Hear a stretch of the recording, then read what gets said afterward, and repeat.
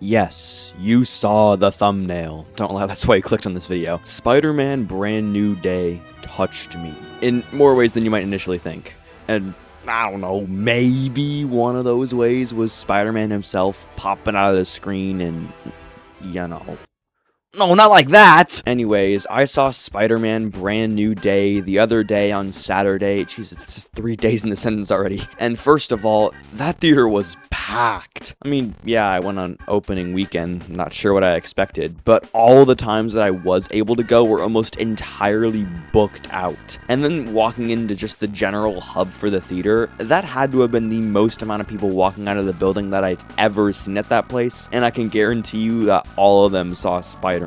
Really, it's a miracle that me and my friend got 2 seats next to each other, and then my other poor friend had to sit by himself in the back row. But anyways, I've kind of had a couple days for the movie and its story and all that to kind of marinate in my mind, and at this point, I think my thoughts are solidified enough to give a genuine review of it all. But before I even get into it all, I just wanted to clarify that there will be a section in this video without spoilers and with spoilers. So if you somehow haven't seen this movie yet, and at that point, like, are you even a real Spider-Man fan, dude? You'll be fine to watch a good portion of the video. But anyways, let's get into the herring surprise and big potatoes, I guess. What's the surprise?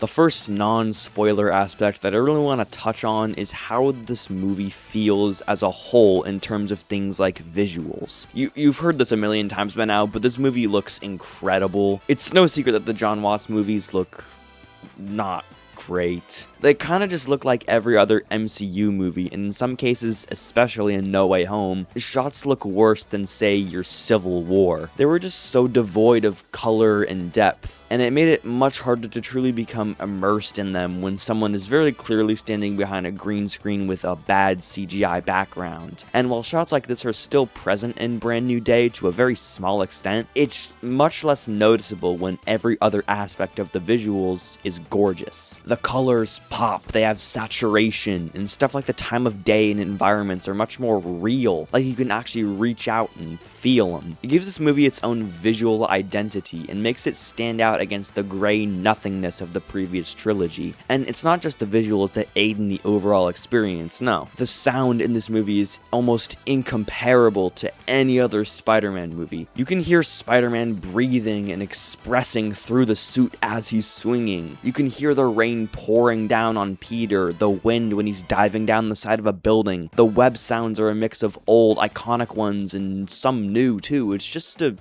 sound for sore ears, if you will. And going back to the visuals, I guess, like, you can just feel every element of the movie. When Peter is dripping from the rain, you can feel the water dripping down. When a ninja star flies past Peter's face, you can feel the velocity in which it's traveling at. Like, Dustin Daniel Cretton does a phenomenal job in making you feel things in this movie, and not just with how it all looks and feels, no. The cast in this movie really gives it their all, and as such, you feel real emotion when watching it. The returning actors with Tom Holland, Zendaya, and Jacob Batalon give their best performance yet, and it just blows their acting in the Home trilogy completely out of the water, especially with Tom Holland. In my opinion, he truly solidifies himself as the best iteration of Spider-Man in live action that we've gotten. There were some moments in No Way Home where you could tell that Tom Holland was really giving it his all, but here it's like constant. He really captures all the best elements of Spider-Man. His quips are actually funny. You see him save people as an action scene is taking place. He's so expressive, like, this is Spider-Man in his truest form. And the Peter Parker side of him, although we don't see him as much as we see Spider-Man, still has the qualities that make a good Peter Parker. He is struggling in life in this movie, and that has a toll on his physical and mental well-being. But this movie never makes it seem like it's just beating Peter up just so the fans can say he's struggling and that makes him Spider-Man. No, there are genuine reasons to Peter losing in life. Because he's alone at this point, because nobody remembers his name, and because he hasn't made any attempts of true connection since losing everyone he loved, not only is his mental health rapidly deteriorating, but it's also affecting his other life as Spider-Man. His powers evolve in this movie because of his mental state, and as such, these enhanced powers have a big learning curve. I won't get into too many spoilers about what he kind of does to combat these evolutions, but just know that it all really comes down to Peter needing to decide whether his mutations are truly good or bad. His character arc in this movie is truly incredible, and I think it really just makes Tom the definitive live-action Spider-Man, and it makes me so excited to see more of this version of the character. Another great performance is from Zendaya, who I always just never truly cared for in the Home trilogy. I didn't hate her at all, I just thought she was kind of there until No Way Home, when she was a focal point in Peter's character arc with responsibility on all that. She was always either just your kind of stereotypical I paused my game to be here shirt wisecracking person, or just not really being able to stand out as her own character when she was with Peter. But I'm glad to say that I really did enjoy her performance in Brand New Day. Here, she actually gets to be a prevalent character who isn't inherently associated with Spider-Man, and this really gives her the ability to stand out. She still has her detective/lighthearted characteristics from the Home trilogy, but I think it works better here because she's also able to show actual emotion in certain scenes. One scene in particular, if you've seen the movie, you know what I'm talking about. Zendaya is able to provide one of the most shocking moments in the movie, and she really sticks with her performance. You know, it really makes you realize, of course this wouldn't happen, but it seems so believable by the way she was acting and all that. But yeah, just great performance from Zendaya that, again, makes me excited to see more of her in future Spider-Man movies. And then we've got Ned, and you know, he's Ned, he's the CEO. He's just likable, whether it be with his references or his scene in the store before the party with the energy drinks. You know, it's Ned. I really have no choice but to like him, and that's really all that needs to be said. He doesn't need no character arc, he's the CEO. But then we get to some members that are new to a Spider-Man movie, starting with, I think, the funniest character, the Punisher. Man, I just loved how he was handled in this movie, as a tough yet kinda heart guy who only wants to help people. He might make mistakes here and there, and trust me, he makes mistakes. But when push comes to shove, he's more than willing to step in and help Spider-Man with whatever threat might be present. Also, I just love his dynamic with Spider-Man. I think that's one thing that everybody who's seen this movie can all agree on, that these two are just so fun to watch. The banter that they share just works, and pairing the guy who is known for not killing with kind of the guy who's known for the exact opposite creates such a great dynamic that just makes you chuckle every time they share the screen. I really don't think this counts as a spoiler, but just get ready to hear about Staten Island when you watch the movie.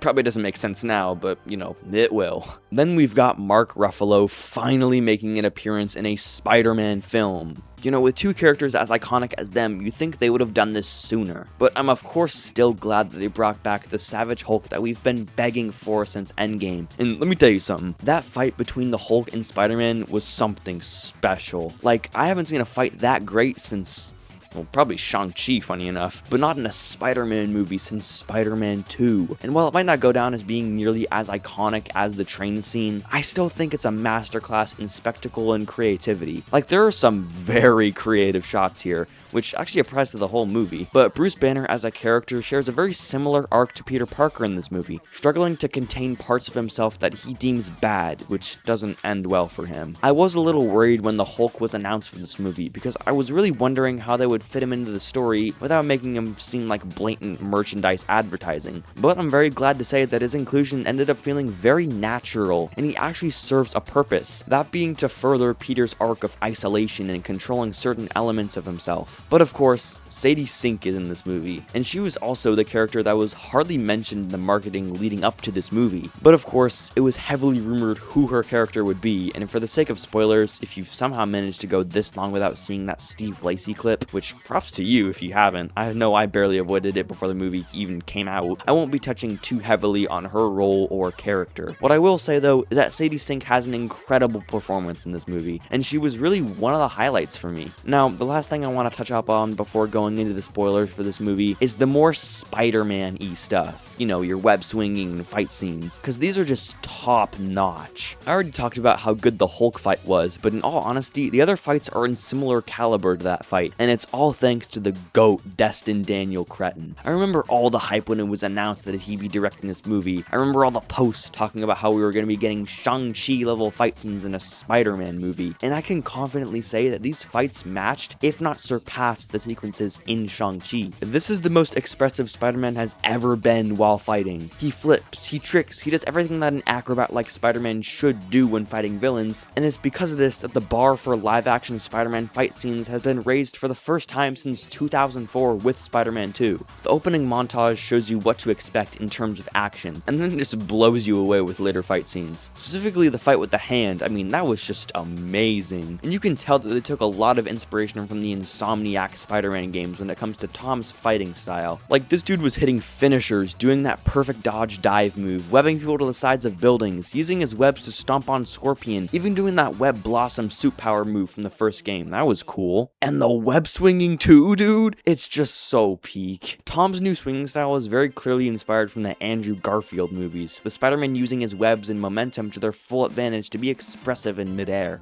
The way he leaps off of rooftops and faces the camera before falling into a face-first dive is just full of that exaggerated swagger of a British adult. There are some specific scenes that are basically ripped shot for shot from TASM 2, and it really shows how much Tom's swinging has evolved since the John Watts days. I guess he really learned from the best of the best, the polyester man, you know? I mean, he probably took one good look at the shot of Peter 3 from No Way Home and knew he had to lock in. But if I had anything negative to say about this movie, it would probably be that the third act kind of sidelines Spider-Man for a good portion of it. You know, he's still here in scenes, of course, but it's clear that he isn't the focus of this part of the movie as much as he was the previous two acts. But other than that, and probably how much product placement there was, I mean, seriously, I saw like 3 Talkies ads, dude. I think that Spider-Man Brand New Day is a perfect step in the right direction for a more focused, grounded Spider-Man trilogy, and I seriously can't wait for Spider-Man 5. Quick pause, if you wanted to support the channel, the best way to do that is to subscribe, as I'm trying to hit 7K by the end of the year. That might be a bit crazy, but who knows. And now we move on to the spoiler portion of the review. If you're still watching, I'll give you a couple seconds to click off.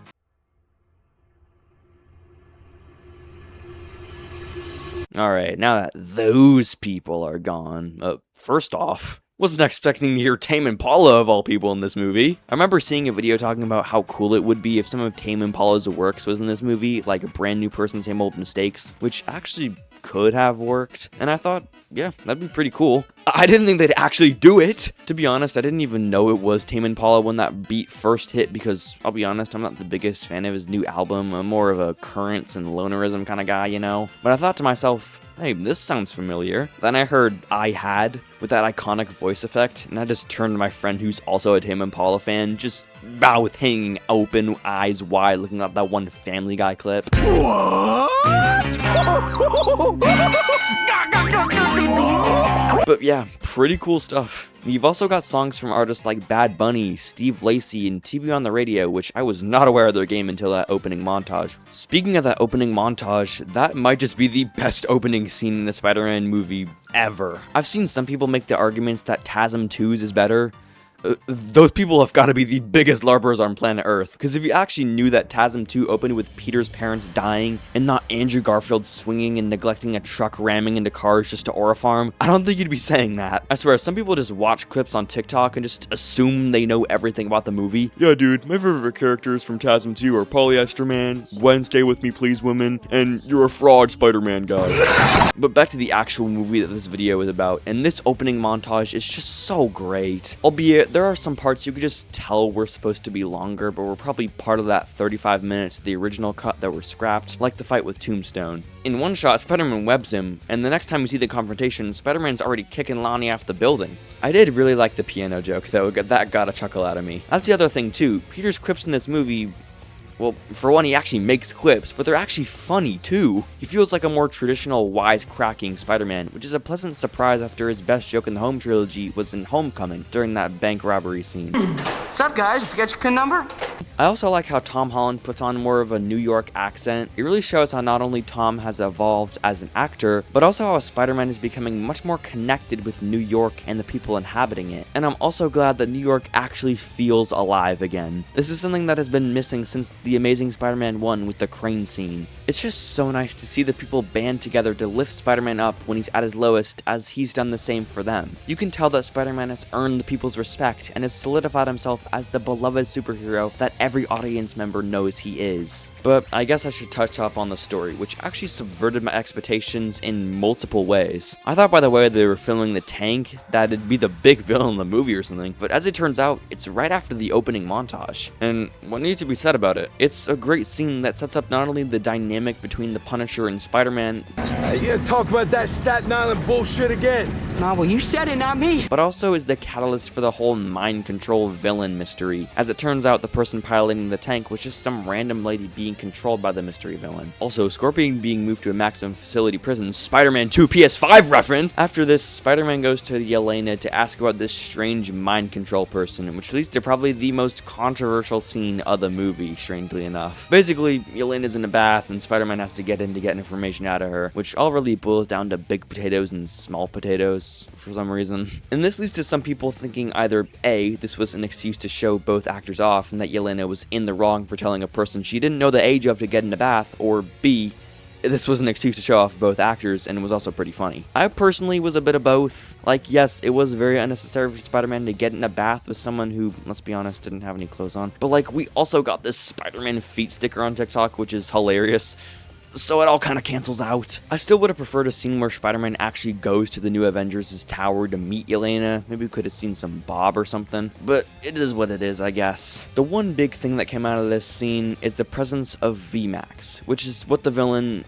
You know, you guys have already seen the movie. It's Jean Grey. We don't need to be all ominous and stuff. It's what Jean Grey presumably wants. Anyways, Yelena is no help, so Spider-Man goes directly to Damage Control to talk to them. He asks the director, whoever this guy is, about Jean Grey and what VMAX is. The director tells Spider-Man, hey, you're the only guy who can avoid this mind control stuff. I'm counting on you to bring the person down. And of course, Spider-Man agrees. For the next hour or so, your typical depressed Spider-Man movie shenanigans ensue. Spider-Man follows Ned to his party after the best needle drop in the movie, sees MJ with another dude, thinks back to the times when he added his friends and contemplates ending it all. Dude, this scene was so deep. For a second I thought he was genuinely just gonna let himself keep falling. It's this confrontation that really pushes his human isolation over the edge, and because of this, his arachnid side takes over. His eyes turn black, he has heightened senses, strength, durability, and of course, organic webs. It's really fun to see him learning to use these new powers, because we really never saw stuff like this in Tom's movies, and in some aspects, this movie feels like Tom's true origin story. But because of these enhanced abilities, he loses control under intense emotions and almost kills a cop during the Scorpion fight because of it. He realizes he needs to find a way to control all this, so he goes to none other than Bruce Banner. It's here where they have their talk, and Bruce brings up the question of how do you decide which elements of nature are good or bad, which ends up being one of the core themes of the movie. Spider-Man works on creating an inhibitor similar to the one that Bruce has, which doesn't work out all that well. While he's testing his prototypes out, he comes face to face with a civilian under Jean Grey's control, while the actual Jean breaks into Peter's apartment and finds his letter that he wrote to MJ. Spider-Man then chases her down as she jumps from person to person until he figures out her maximum jump capabilities at the time and traps her in a helicopter tied to a crane. Knowing that MJ is in danger, he picks her up from her apartment and swings her to a rooftop. And it's here where we get one of the best ideas of who Jean Grey is as a character at this point. She pretends to be MJ and tricks Peter into thinking that she remembered him. As soon as I saw her smile over his back, I just knew, man. And what she says after is just a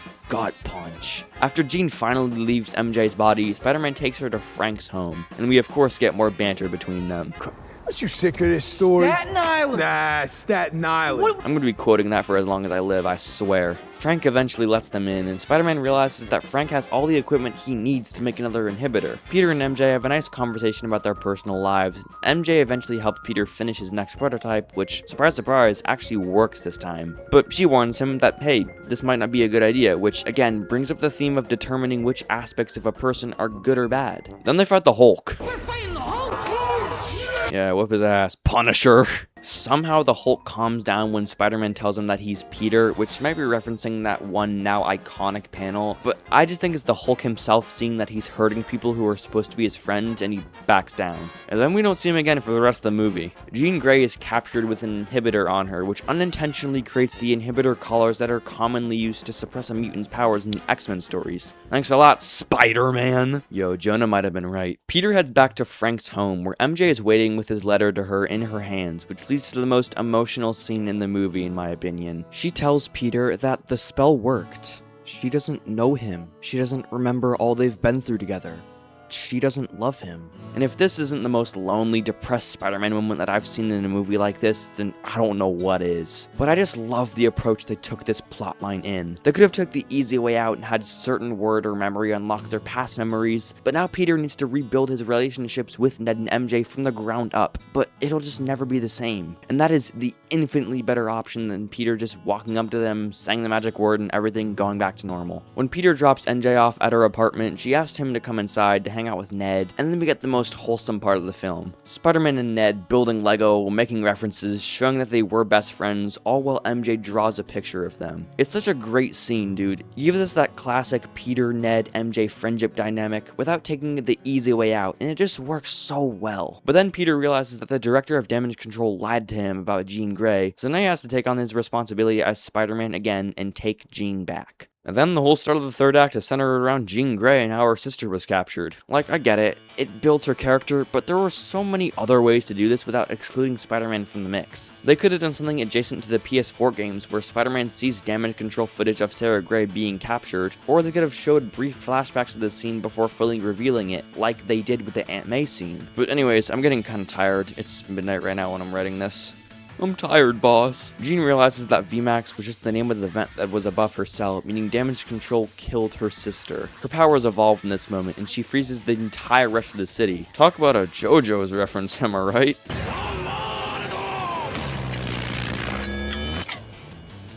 As this is going on, Spider-Man infiltrates the island Jean's being housed at, and Frank tries to get to a higher vantage point to snipe Jean from. Spider-Man is fighting the Hand and is getting his ass beat to a pulp, and it isn't until he fully learns to accept all of himself that he gains the upper hand. He pulls off this sick web tornado move that I swear looks a lot cooler when you're actually watching it in the theater, and finally reaches Jean. She's actually able to get into his mind this time, but she has a nice chat and some tea with Aunt May, who tells her, well, Peter originally, but she's singing in his place, that she truly matters. This is enough for her to realize that she is good enough, and she shares a nice moment with Peter, and then he's shot. Yeah, remember what Punisher was doing? Well, somehow he landed that shot, just not on Jean. It's only because of Jean Grey that Spider-Man stays alive, while the entire city awaits his recovery in fear. Then Frank becomes Spider-Man.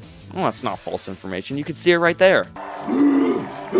The movie finally ends off with Peter walking up to Ned and trying their world-famous handshake. And no, Ned doesn't remember Peter here like most people, including myself, thought. He simply remembers MJ saying that Spider-Man's name was Peter, and it just clicked with him that the Peter he was talking to was Spider-Man. But yeah, really great movie. It definitely wavered a bit towards the end, but I still think it lands in my top 3 Spider-Man movies, right next to Spider-Man 2 and Across the Spider-Verse. It's got a great art direction, amazing fight and swing scenes, a lot of heart, some actual good humor. Seriously, why can't all Marvel movies be like this? And some themes that are represented by a lot of the main characters. There's action, there's action, there's action. It's so good action that you have this action, sit through the action, the other's action, and action, and action. Anyways, that's gonna wrap up today's video. If you made it this far, seriously, thank you. This was a long one for sure. If you like this movie and this review, comment something. I'd love to hear your opinions, whether you love it, hate it, I'd love to know. Make sure to subscribe, and of course, I'll see you all next week.